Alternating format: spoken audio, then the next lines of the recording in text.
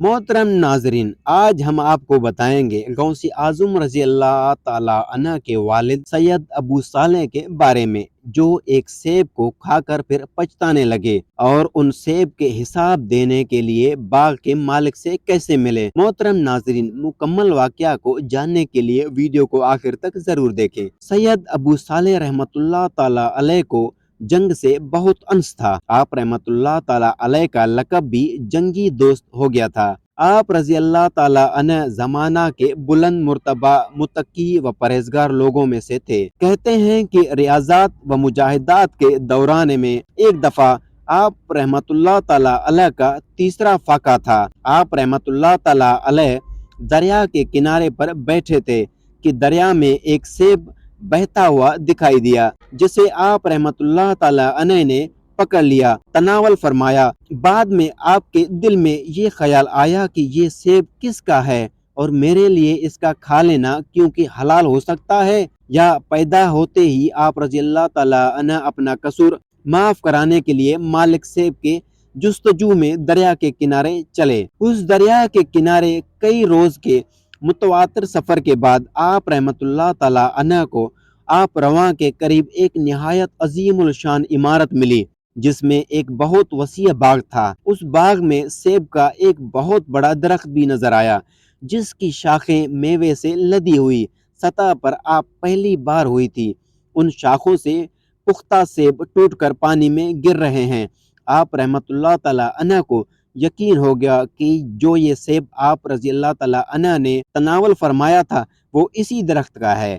चुनाचा आपने मालिक के बाग के मुतल्लिक दरियाफ्त किया। तहकीकात के बाद मालूम हुआ बाग व महल के मालिक हजरत सैयद अब्दुल्ला सुमही रहमतुल्लाह ताला अलैह हैं। आप रहमतुल्लाह ताला अलैह उनकी खिदमत में हाजिर हुए और सारा मुआजरा अर्ज करके माफी की दरख्वास्त की। हजरत अब्दुल्ला जान गए कि ये शख्स बदगान खुदा में से है। फरमाया 12 बरस हमारी खिदमत रहो तब वो माफ होगा। आप रजी अल्लाह ताला अन्हा ने बसर व चश्म मंजूर फरमाया। 12 साल की मुद्दत खत्म हुई तो हजरत अब्दुल्ला सुमई ने फरमाया एक खिदमत और है, उसे भी अंजाम दो तो तब सेब माफ करूंगा। वो ये कि मेरी एक लड़की है जिसमें 4 ऐब हैं।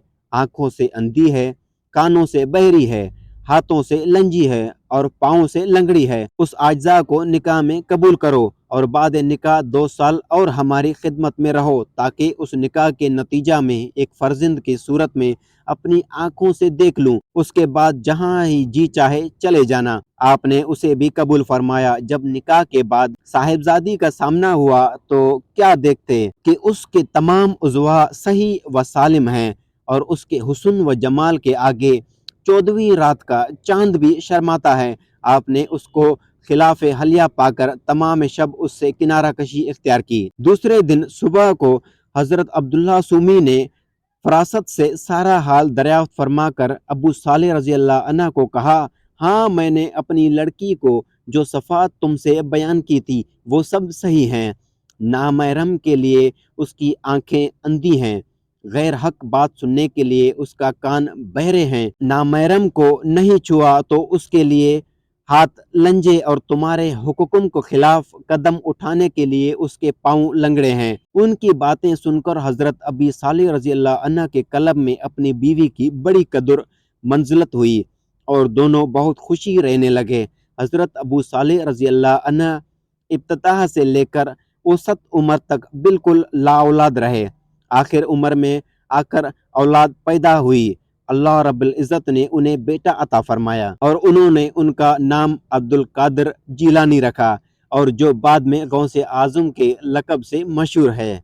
सुभान अल्लाह। ये है हमारे गौसे आज़म रज़ी अल्लाह ताला अन्हा के वालिद का वाक़या। तो उम्मीद है आपको वीडियो अच्छी लगी होगी। वीडियो को लाइक और शेयर करना ना भूलें। शुक्रिया।